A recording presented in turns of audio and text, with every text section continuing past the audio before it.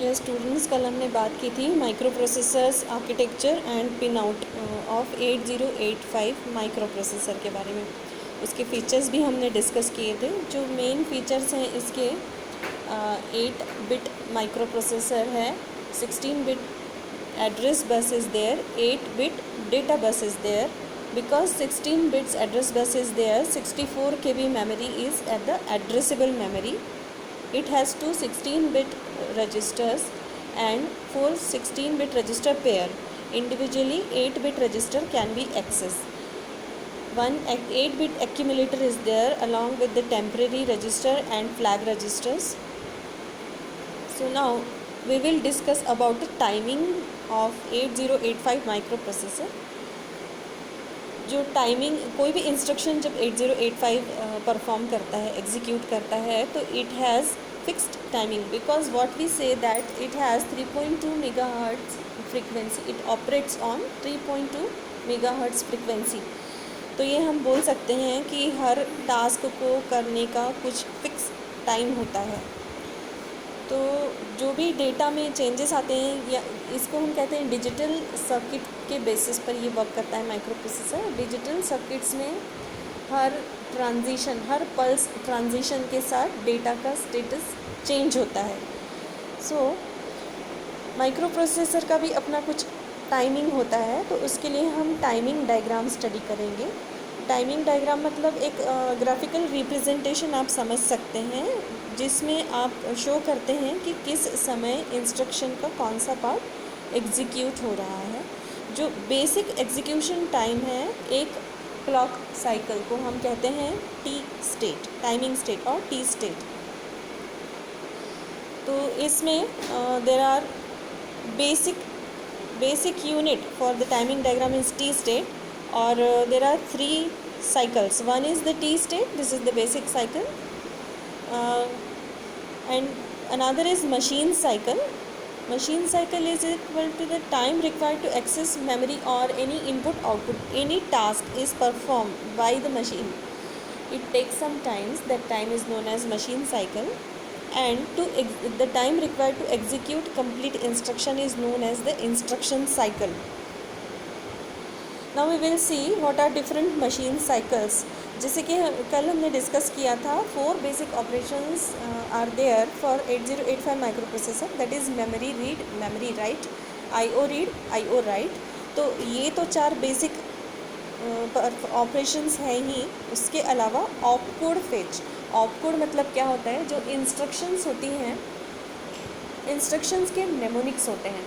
Mnemonics का meaning होता है कि वो नेमोनिक्स मतलब ऐसा कोड होता है जो यूज़र को भी थोड़ा बहुत समझ में आता है, एंड मशीन उस नेमोनिक को ऑपरेशनल कोड में कन्वर्ट करता है. ऑपरेशनल कोड मतलब हेक्साडेसिमल कोड होता है. उस नेमोनिक का इक्विवेलेंट हेक्साडेसिमल कोड को हम ऑपकोड बोलते हैं या ऑपरेशनल कोड बोलते हैं. तो इंस्ट्रक्शन रीड करना मतलब ऑपकोड रीड करना होता है. So instruction is stored into the RAM. तो ऑपकोड फैच साइकिल होता है. ये 4 टी स्टेट्स का रहता है. ये size of the cycle is fixed.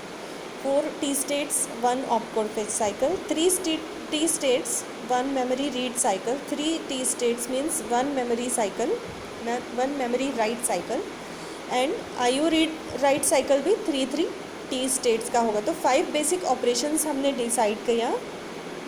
अब आप यहाँ देख सकते हैं, ये जो डायग्राम आपको दिखाई दे रहा है, दिस इज़ 1 टी स्टेट इसमें डिस्प्ले हुआ है. This is the diagram of the clock cycle. तो rising edge and falling edge आप देख सकते हैं. जो राइजिंग एज है that is the transition from 0 to 1, and falling edge is the transition from 1 to 0. तो 1 कंप्लीट क्लॉक साइकिल को हम 1 टी स्टेट बोलते हैं. 1 T state is equal to time period t, which is equal to 1 upon f, where f is the internal clock frequency. तो अब आपको समझ में आ गया होगा relationship between clock and the timing diagrams. So let us see what are the timing diagrams. इसमें जो basic 5 operations हैं उसके हम timing diagrams देखेंगे. Each instruction of the processor has 1 byte opcode. 8 bit का ऑपकोड होता है हर इंस्ट्रक्शन के लिए। एंड ये जो ऑपकोड होते हैं ये मेमोरी में स्टोर होते हैं, इसलिए प्रोसेसर इस ऑपकोड को machine fetch opcode fetch cycle से फेच करता है फ्रॉम द मेमोरी। तो हर इंस्ट्रक्शन हमेशा ऑपकोड फेच साइकिल से ही स्टार्ट होती है। सबसे पहले जो फ्लो ऑफ डेटा होगा ऑपकोड फेच सबसे पहले होगा, ऑपकोड जाएगा इंस्ट्रक्शन रजिस्टर में, instruction register will then send this code to decoder circuit and decoder circuit will decode that opcode and will send to appropriate data and signals to the different units of the microprocessor।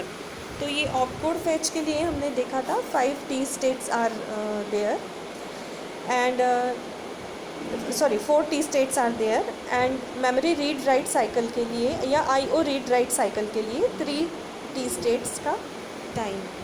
so सबसे पहले we will see what is the opcode fetch machine cycle. अब opcode fetch machine cycle में आप देख सकते हैं यहाँ पे आपको क्लॉक दिखाई दे रहा है, clock cycles. This is opcode fetch cycle made up of T1, T2, T3 and T4 states. Then the first signal is the clock signal.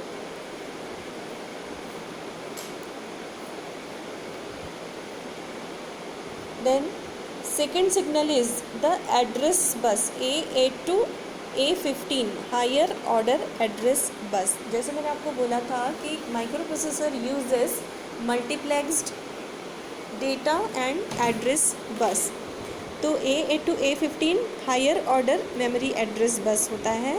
तो यहाँ पर हम एक कंट्रोल सिग्नल यूज़ करते हैं ALE, आपको दिख रहा है स्क्रीन पर। ALE signal is high only for T1 T states, बाकी साइकिल की बाकी मशीन साइकिल की बाकी की T स्टेट्स के लिए ये ज़ीरो हो जाता है। और जब ALE हाई होता है तभी हायर ऑर्डर एड्रेस लाइन पर एड्रेस होता है। जब ALE ज़ीरो होता है तो हायर ऑर्डर लाइन पर जो भी एड्रेस या डेटा हो वो उसका कोई मीनिंग नहीं होता, वो डेटा ही कहलाएगा। ठीक है। सो ALE इज़ हाई तो A8 to A15 पर higher order memory address bit होगा और A0 to A7 पर लोअर ऑर्डर मेमोरी एड्रेस होगा। जैसे ही ALE ज़ीरो हो जाता है lower order A0 to A7 lines पर opcode of the instruction will be there. Next signal is IO/M bar. यदि IO ऑपरेशन है तो ये सिग्नल हाई रहेगा, यदि मेमोरी ऑपरेशन है तो सिग्नल लो रहेगा। तो आप देख सकते हैं ALE के नीचे जो सिग्नल है IO/M बार। तो अभी हम ऑपकोड मेमोरी से रीड कर रहे हैं इसलिए memory signal will be lower. जैसे ही ALE हाई हो जाएगा memory IO/M bar will be low throughout the cycle and we are going to perform read operation because हमको ऑपकोड मेमोरी से रीड करना है। Therefore read bar will be active low जब A0 से A7 lines पर opcode read हो जाएगा। Then this will be treated as the data read and in this way the opcode will be read by the microprocessor from the memory. So you try to make the timing diagram, proper timing diagram by understanding all the instruction cycle, machine cycle and T states.